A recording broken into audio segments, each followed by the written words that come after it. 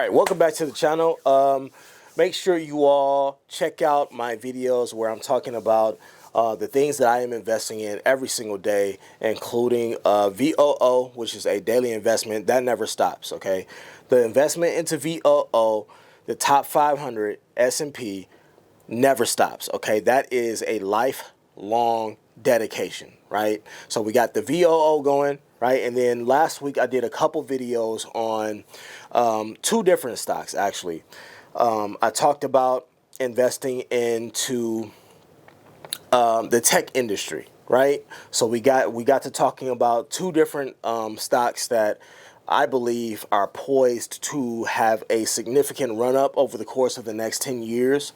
One being QQQ, right? And then the other being SPYI. And both of those are ETFs that are heavily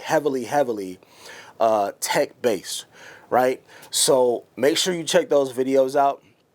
I have decided that going forward, I will likely be investing in the SPYI just because of the monthly dividend. So for this portfolio, I'm looking for that monthly income. I want that passive income that I can count on month after month after month. So that is why I'm leaning more towards investing in SPYI every single day. Whatever I can, I'm investing into SPYI every single day over the QQQ. Now, I did a comparison video of those two. Make sure you check that out before we get into today's topic, which is I want to talk about Nike. Nike is struggling, okay, and they have been struggling for the past couple years. We're going to go to the charts in a little bit right after this video that I want to show you. I just want you to know that Nike is a prime example of a company, amongst others, that can struggle and go through a period of adjustment, that heavy adjustment that needs to be made. So these are the things you want to watch out for if you're investing in these big wide moat companies that you figure in your mind that can never fail because they're just too big to fail. Well, Nike is proving us wrong. So let's take a look at what's going on. All right, so make your case, my friend. By the way, come on, it's almost Christmas. You don't want to be optimistic here? I can be optimistic on I can be optimistic on Skechers. I can be optimistic on Lululemon. I can be optimistic on Peloton. Look at that. By the way, Nike? since Peloton, but here's the thing. We're talking stocks. And so all of those stocks, not Peloton, all the other stocks, big growth stocks, you can also find companies which have become cheaper. You can also find companies which generally carry a lot of hope. But right now they're not. And I think that's what's going on here. And we've been seeing, I mean, listen, a mega cap, I don't know, $100+ billion counts as mega cap anymore, but it used to be. But company of that size is not supposed to move 10% up, 10% down, 10%. We're supposed to be steady. Totally. Eddie, and that's what we're going to regain. So here's I take your point on the following. We all now know what happened and the missteps are clear. And you can't get a lot more optimism baked into how Hoka and On and all of these companies are going to keep doing. But still, this reminds me a bit of the Starbucks turnaround. I think Stephanie Link and others have made this point. I mean, it's going to take a while. And right now they're going to be trying to sell all this stuff over Christmas in all of these stores. It's good for the consumer. They're going to mark it down sharply. I mean, this is going to be a little while of a turnaround, don't you think? 100%. This is not a day trade. So this is a durational call. But here's the important part. We need to reset expectations. Do you know why it went down? It went down because they reset expectations. So I'm going to pretend to be a market technician. I don't know anything about technical, so ignore everything I'm about to say. But stock popped up high single digits because the quarter was strong. It was over the next hour when they guided that it then came back down. And so people loved what they saw. People loved the fact that revenue beat, loved the fact that gross margin beat.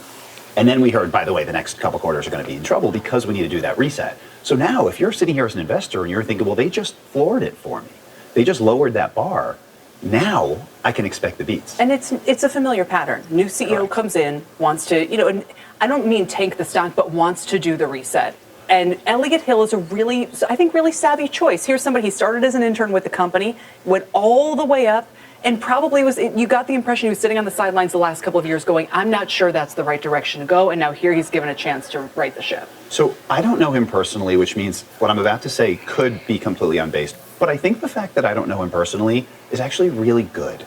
Because there's celebrity CEOs that you and I know we can name, and they are the personality and they are the persona. And then there's CEOs that are actually just the company is much more important. The brand is much more important. If we think about Nike as we know it today, the $50 billion business in revenues that we know today, Most people don't know the name Mark Parker, but he is the one who took it over from Phil Knight and brought us to where it took us from tens of billions to 50.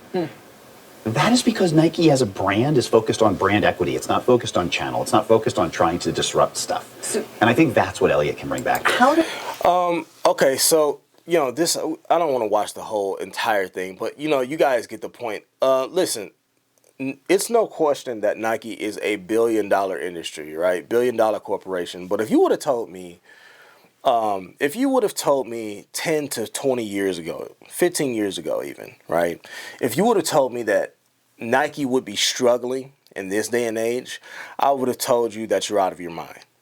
I would have told you that there's no way that a company like Nike, a huge apparel company with branding behind them, with players and people that are worth tons and tons of money, millions to billions. We're talking about billions dollars worth of cash flow movement here, right?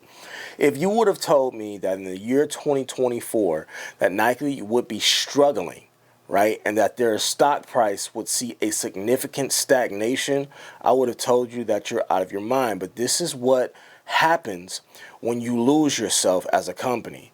And in my personal opinion, just going based off of what I've seen from Nike, you have what's happening is that he did not talk about. I don't know if he mentions it in the other 2 minutes that we have left, but what he didn't mention was the competition surrounding Nike.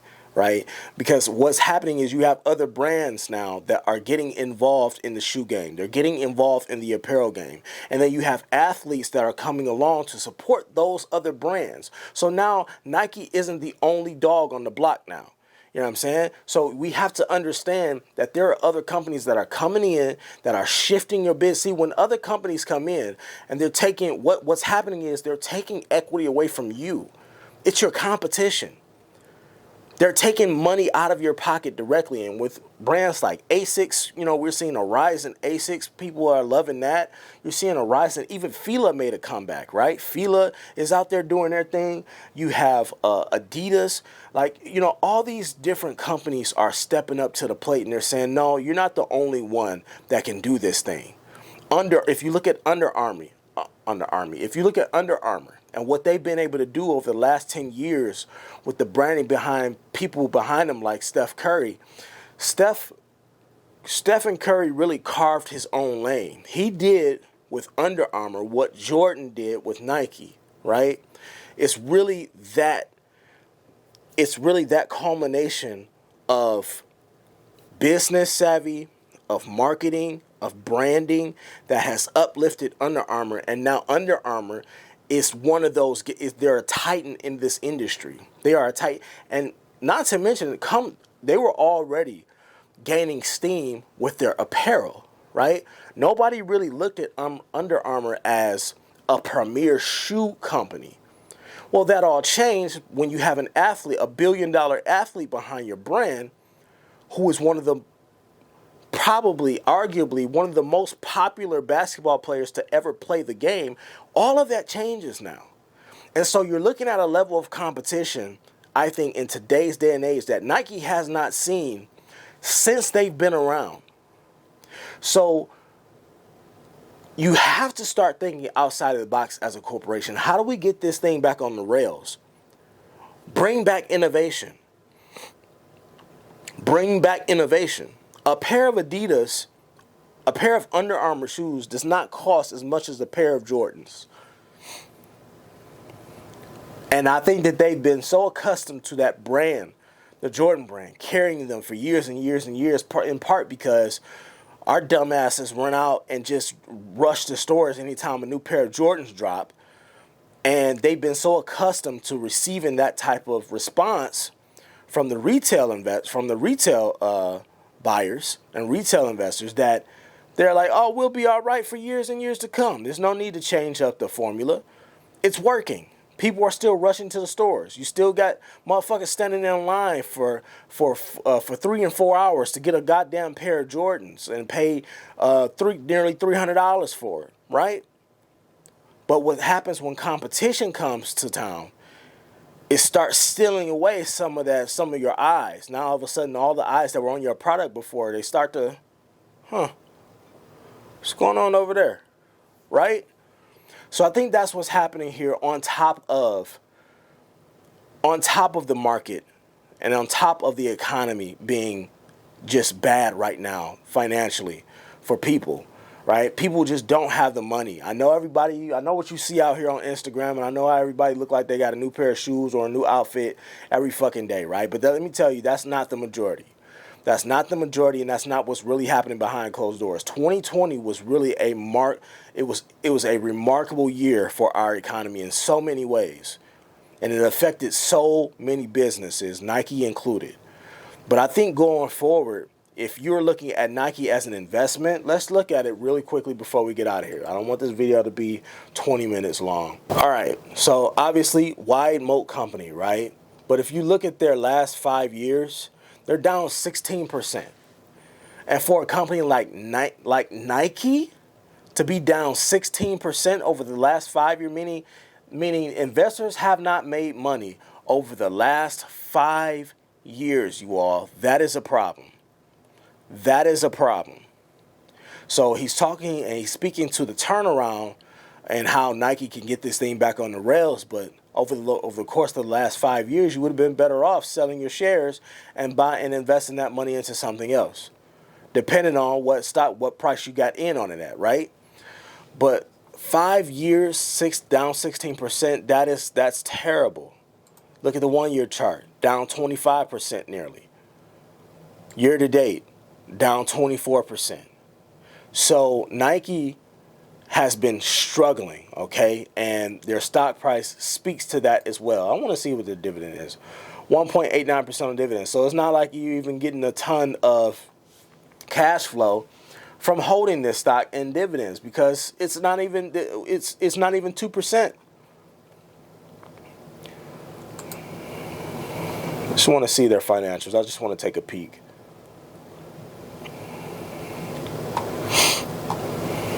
Yeah. You all let me know what you think about this. Let me know what you think about Nike. We don't need to do a deep dive into who Nike is. We all know.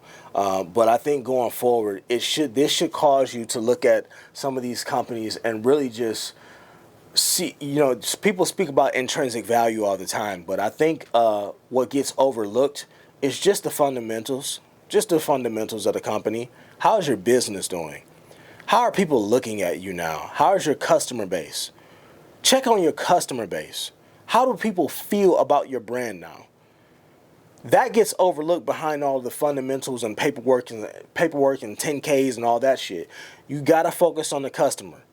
And I think going forward, that's going to be a big question for them, is if they can get some of that market share back that they are now sharing with companies like behind ASICS and Adidas and Under Armour and all these other companies that are coming up, right? But y'all let me know what y'all think. I think Nike going forward, I think it could see more of the same, more struggling ahead, honestly. See you in the next one.